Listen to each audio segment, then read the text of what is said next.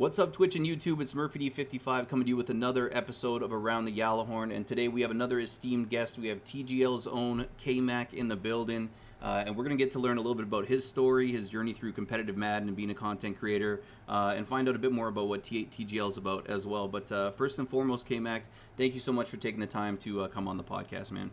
Yeah, no problem. I appreciate you for having me. Like I said, I'm definitely excited to talk about some things here. Yeah, beautiful, man. And first things first. So you're in a new spot right now. How long have you been in your new apartment for at this point?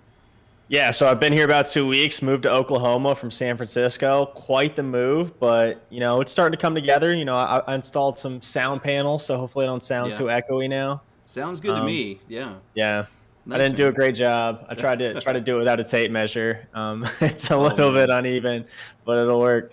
Yeah, that honestly, I'm not the handiest person myself, man. Moving can be stressful, but having your own space is definitely huge. Is San Francisco your home base? Is that where you're from originally? Or I'm from a military family, so we've okay. lived everywhere. Alaska. I went to school in Arizona. Up and down the East Coast, Colorado, just really Wow. everywhere. I don't really have a home. Oh, there you go, So man. So that's yeah. that's got to be kind of a crazy upbringing too. Was that tough, like switching, schools and things like that, and kind of building a new friend group every new spot that you stepped in? Yeah, it was tough. We moved every 3 years, so I got to do all of middle school, all of high school. So it wasn't like terrible. It was definitely more difficult. Hmm. Um, but for like my brother went to 4 different high schools, 4 different years. So Wow. for him, it was even more difficult. But it's good. It's good to move around a ton because you just meet so many people. You really learn a lot from it, like a lot of life experiences. You get to immerse yourself in a lot of different cultures and things Yeah. like that. And I think that's honestly something that has helped me a lot with streaming is I can relate to a lot of people from a lot of different places, Yeah. and where Yeah. they come from. So it's just really cool, to Yeah. have that. Absolutely, and like yeah, for sure. When you're reaching like a big online community, it's kind of like that global, local thing where even though we all are coming from different parts of the country or even different parts globally, I'm sure you have viewers from every different corner of the country. So being able to kind of have a taste of what each of them is going through is definitely helpful for you, I'm sure, as a creator. But I wanted to kind of get into your early years. Like, what was your first video gaming experience? Do you remember what your first console was growing up? Yeah, so I didn't have like any like the Game Cubes or the Game Boy Colors or Yeah. nothing like that. I think the first console I ever had was the PlayStation 1, and I always just played I remember playing MLB a lot, and then I played NASCAR. I'd go over to my friend's house, we'd play NASCAR, and I would just Yeah. drive the wrong way around the track the track for just hours every day. And I was just stupidly entertained by it. So Yeah. yeah, they've been a huge part of my life for a long time. For sure. And what about your first Madden? Can you think of what your first Madden would have been? Because obviously you kind of made your name with that particular game. Yeah, so yeah, I've told the story on my stream before, but basically in high school, a couple of my friends they were doing a CFM. I think it was like maybe Madden 25. I think Megatron was on the Oh the yeah, cover. yeah, Yeah, and I'd never played Madden before. I played so many sports games, but just never Madden. But I was into yeah, football, so I don't know why I never tried it. Actually, I played like NFL Street and games like that, but yeah, but the yeah. first Madden was 25. My friends had a CFM, it was like a $20 buy-in, and they were like, "Come on, K-Mac, like we need you, man. Like we got the Panthers open, you got Cam Newton, like join. Like don't worry, if you don't know the game that well, like none of us do either." So I joined, I believed them, and then I got my skull beaten like 30, 40, 50 point losses literally every week. I was losing the Jeez, CPU. I would turn the console off in the no fourth way. quarter so the game wouldn't register and I'd play it again. But yeah, I was kind of shook after that. I was like, I'm never playing Madden ever again. Like, I'm terrible. I don't know how anyone could find this fun. And then my freshman year of college, I brought my Xbox into the dorm. I was the only one on my entire floor. So everyone was in my room 24/7. And we were all at Walmart one night. The new Madden it just came out like a couple weeks ago, and they all decided to pitch in, $5 each, Yeah, get the game. I was like, I'm not putting any money in. If you guys want to pay for it and play it on my Xbox, like that's all you guys. yeah. But I'm not touching it. I'm not giving you $5, nothing. And then we started playing Mutt, and we got super addicted. We all just shared a team, so it was really fun. That's wild, man. That's kind of crazy to think that somebody who started out getting their head beat in by the CPU is now regularly going 25-0 in weekend league and Yeah, one of the best competitive yeah. players out there. So when did things kind of start to switch for you in Madden where you felt like I'm really good at this. I could actually probably compete. How long into your gaming experience did that happen? It was honestly pretty quick. It was within months of, us picking it back up in college. I've always been super competitive, really in anything I do, but especially video games. So, Call of Duty, Fortnite, all those things. I was always playing tournaments, wagers like that. Like that was the enjoyment that I got from video games when Yeah. I, got to high school and past there is like I wanted to play for money. I wanted to put my money on the line and, beat other people and prove that I was better than them. So it didn't take me long because I just became obsessed and, I just became like just addicted to trying to be the best that I could as quickly as possible. Yeah, absolutely. And do you feel like if you had kind of focused in on any sports game, whether it was like MLB The Show or FIFA or something, that your kind of competitive drive would lead you to become a really good player at any game, or is Madden kind of catered towards your individual skill sets as a player? No, I think any game, honestly. Like I said, I started out playing competitively other games, Yeah, and FIFA was actually one of the games that I really only played for about 5 or 6 years, and I was pretty good at that too. I was winning. yeah, I think they had like 30 games a weekend league. I was winning like 28, so I was like top 100 in North America or something like that. So, and I watched like 3 soccer games in my entire life. yeah. So That it's just that's it's just that drive. That's one of the things I've always wondered too. Like I always think, Madden. I assume that everybody's kind of a diehard NFL fan if they're playing Madden, but I guess that's not necessarily the case. There's casuals who come to it and just enjoy the gaming part of it. Do you have an NFL team that you root for? Like, what's your squad? Since Oh you yeah, moved I all got over the place. you could barely see it. Oh, Yeah, there you go. I got the signed Gronk jersey in the back, so I'm a nice. huge Pats fan. Part of our tour, growing up as a military family was in Boston. So that was when I started playing tackle football in second grade, Yeah. and I just fell in love with the Pats, man. Tom Brady, how can you not? Yeah, exactly. You kind of got treated to the prime years of that Oh dynasty over yeah, there, and it's a little oh bit of yeah. changeover now too with Mac Jones at the helm and Brady and well Gronk retiring, Brady being over in Tampa Bay. But what are your thoughts on this upcoming season for the Patriots? Is there optimism amongst the fan base, or is it kind of like a letdown almost after having Brady for the better part of 2 decades? Well, we made the playoffs Yeah. last year. We got pummeled by the Bills, which was rough. But, Hmm. I think there's a lot of promise in Mac Jones. I don't think you can really ask for a better quarterback than Mac Jones. Like you Yeah. can find a better quarterback, but you can't really ask for, a better replacement with what you got in Mac. We just need to kind of build around him. I think we're kind of in a rebuilding stage, and Yeah. having a franchise quarterback is gonna help that a lot. Absolutely, and obviously Bill Belichick being a huge part of that success, sustained success in New England. There, where would you rank him on the hierarchy all time of head coaches? Is he number one at this Oh, point? I mean, yeah, come on, Yeah, easily. Like, of course, who could even go toe to toe with him? yeah, absolutely. No, he's had kind of an incredible career, and I think a lot of us expected once Brady left, it was going to be kind of an ugly rebuild phase, but really they've been able to stay competitive. So definitely good for the fan base over there. Now I want to get into what was your first Madden where you were on the competitive scene, like playing in MCS. What would be was it like Madden 19, 20, anything? So the MCS, so Madden 15, the end of Madden 15 was like when we really started to get into it in college. 16 was the first year where I played all the way through, Yeah, and that was also the first year they had the MCS. So that was really my first experience. They had salary cap at the end of the year. That was the only yeah, event that I had that I remember. Um, and I remember I got like the 2 seed, so I was pretty good. Like no one knew who I was, but there was I think top 64 made it, and I got number 2 overall. So I was up there with the likes of Problem and Dubby and Skimbo and Mo and all those guys back then. yeah. And again, no one knew who I was, so I was kind of feeling myself. I wasn't really, I was kind of just glitching the game. They had like the turbo fullback dive, and then I ran 3 deep and sent one person on defense golden to get Clowney. So I wasn't doing a whole lot. I wasn't very good, but Yeah, my scheme was pretty cheesy. And yeah, I'll never forget that experience because I remember I matched up with a dude who I played in the ladders a few times, and this guy had like the worst internet of all time. Like you would miss yeah, every kick. You would only lag when you were on offense too. Like when it was on defense, like it was perfectly fine. So it was almost like he was kind of like doing something on purpose. yeah, And I remember I emailed Matt Marcoux, who obviously was brand new, so he was responding to emails, which up until he resigned a few weeks ago. yeah, Obviously that wasn't like something that he did. Now he's got a whole team. yeah, And I remember emailing Matt Marcoux, and I was like, hey man, like this is going to be a problem. And he's like, no, don't worry about it. Like, just record the game. If it lags, if you miss a kick, like, we'll just give you the win. And sure enough, I lag. I miss a few kicks. I lose because of it. I recorded the whole game. I Yeah. send it to them, and they're like, "Yeah, man, tough luck. Nothing we can do about that." And I Oh, was like, that's "Oh, nasty. cool, man. Great." Oh god, yeah, it's brutal, and I feel like that's one thing with having the in-person events, which we haven't really had for the last few years. You know, you can at least guarantee good internet for all the players involved, and you know, there's people there overseeing it happen. So I Yeah. feel like it's definitely got to have been tough doing everything virtually. Not a whole lot of oversight, you know, with anybody who's got that crappy internet connection. Um, Yeah. but Yeah. but you obviously came up with like a lot of the great you know Madden guys, like the Mount Rushmore of some of the great guys like Problem you mentioned and Dubby, but you know, who would you say is your toughest opponent, either to this day or like the toughest matchup that you've ever had, or just somebody who just has your number when playing Madden?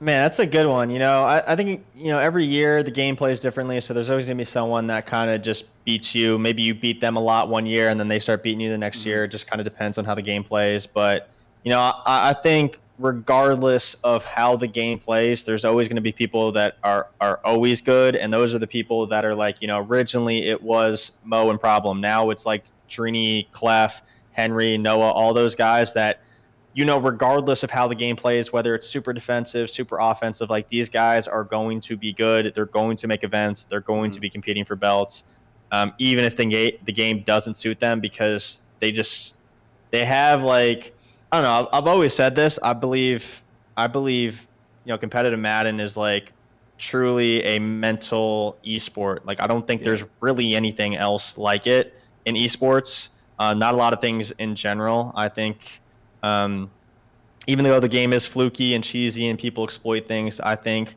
that the mindset you have to have as a competitor to consistently be good and compete at the highest level and make it a living is like it has to be super impressive.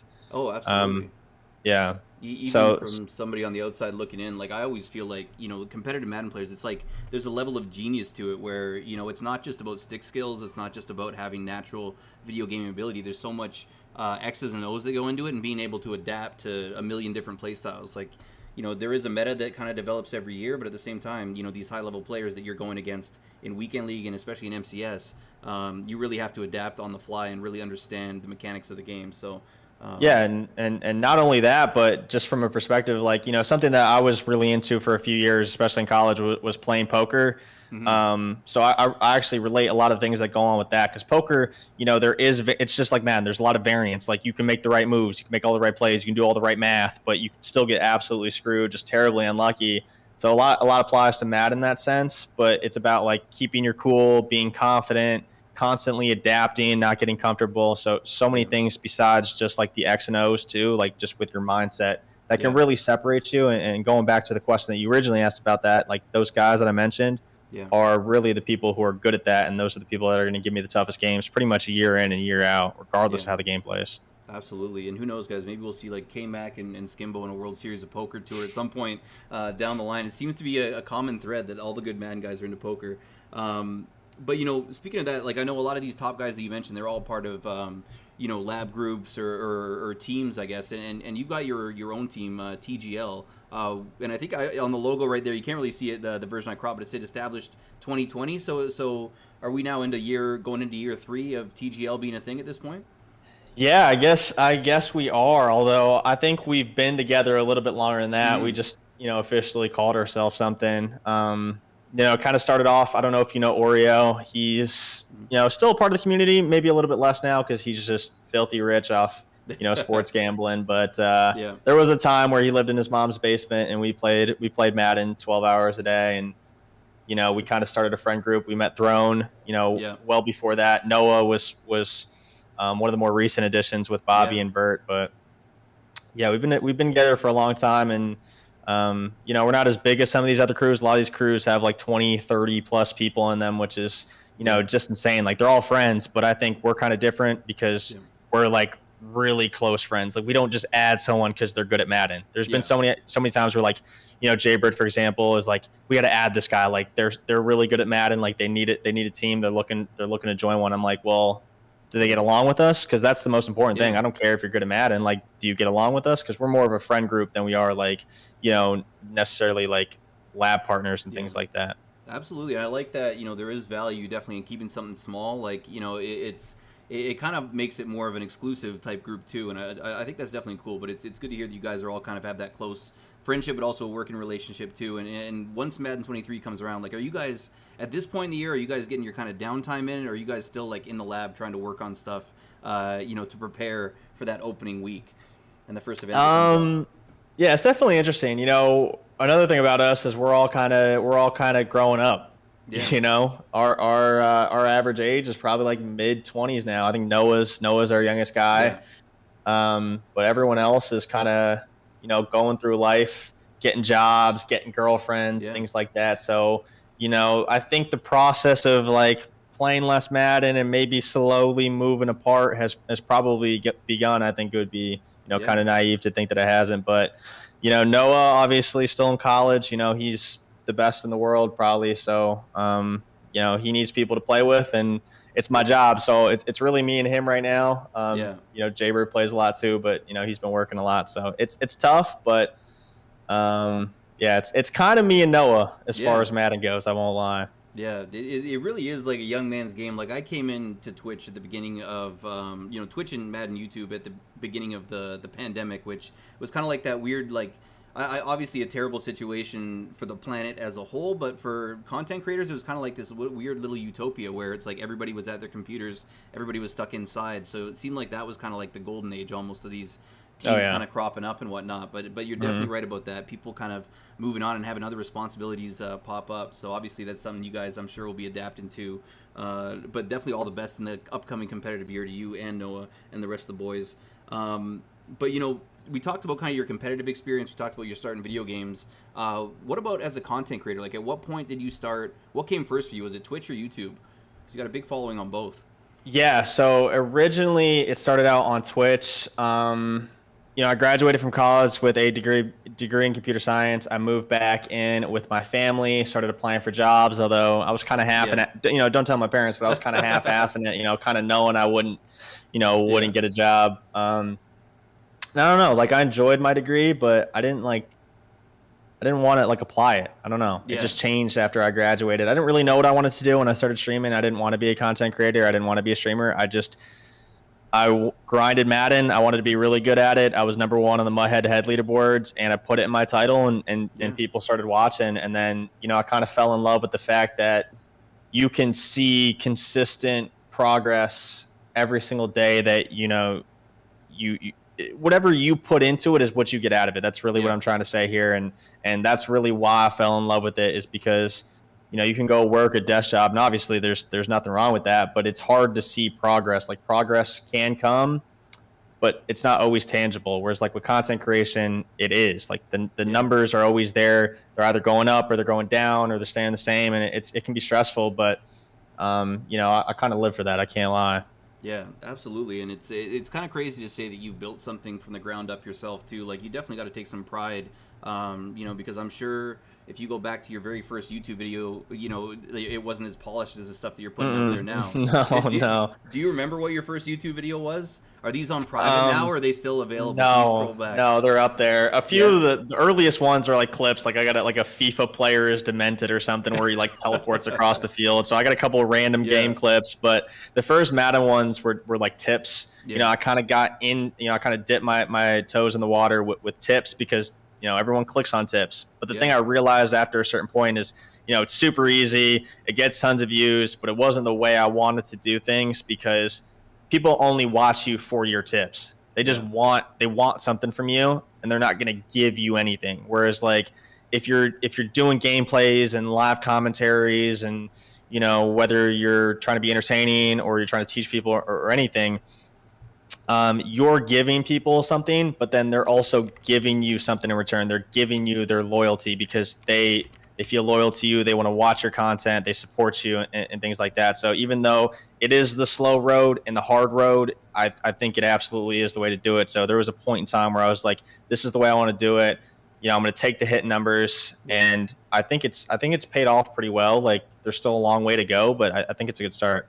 Absolutely, and a lot of the guys I've talked to on here, whether they're Twitch streamers or YouTubers, they all kind of mention that it can get tip videos, like you said, very very click worthy, like great for drawing content at the beginning. But you also got to be happy doing the type of content that you want to do, or else it can be a pretty mundane, boring type of job. So your content now, like, what would you say for people that haven't watched your YouTube channel before? Like, what kind of content are you focusing on right now on your channel? So my my YouTube channel is like mostly CFM content now, and which is weird Mm, because I was always into MUT. Like MUT yeah, was where the money was at. Like that's the big um those are the big tournaments. yeah, But I don't know. I just start when I made that transition from tips to like gameplay, it was summertime, which is when like all the pros are playing CFM because there's no yeah, tournaments. And then I kind of just got addicted to it. Like it was kind of easy in a sense that the CFM tells its own story. Like I don't have to, yeah, be super creative. for Like sure. some of these guys nowadays, like Kenny, for example, that are doing Yeah, like these crazy challenge videos or anything like that, because that's not really what I want to do anyway. Like yeah, I like the competitive aspect, and then all these CFMs, they tell a story, but then we're also putting a lot of money in. So some of these CFMs, they're paying out $15,000 yeah, for a single season. So I'm kind of bridging this gap between casuals and competitive people, and I think that's really yeah. my goal, and I think that's why I've had success, because I'm really the only person I feel like that is actively doing that Yeah, on YouTube.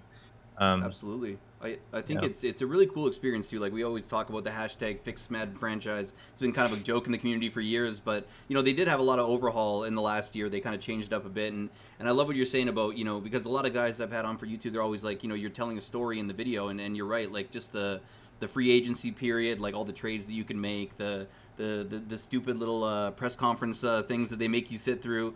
But yeah, it does make for great content. I found that like of all the videos that I enjoy watching, CFM just seems to kind of come out. And if anybody in the chat hasn't played in CFM before, like a 32 user CFM, it's actually a lot of fun.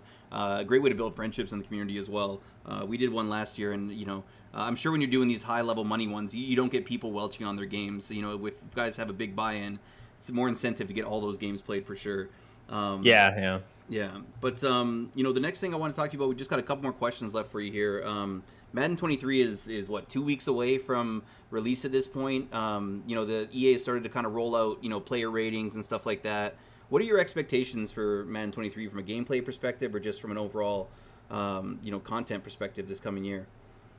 Man, my bar is pretty low. Any game where people don't onside kick when they're winning and run Mm, backwards when they have walk-in touchdowns so that they can chew clock and end the game and yeah, not give the ball to their opponent is just I'll be pretty content with that, because it's just not football. It's just silly. yeah, It's not fun to play. It's not fun to watch. But I've kind of learned over the past few years that you can complain all day every day, and yeah, it doesn't really get you anywhere. So I've kind of accepted, whatever we have is, what we get. So I'll just make it work. yeah, But that doesn't change, it doesn't change the fact that I get super excited, but super anxious at the same time at the start of every year. for sure. Um, hoping the content does well, hoping, I'm good at the game, things like that. But it is truly exciting. Like there's nothing like Madden release. Like it's really the Yeah. best day of the year. It's not even close.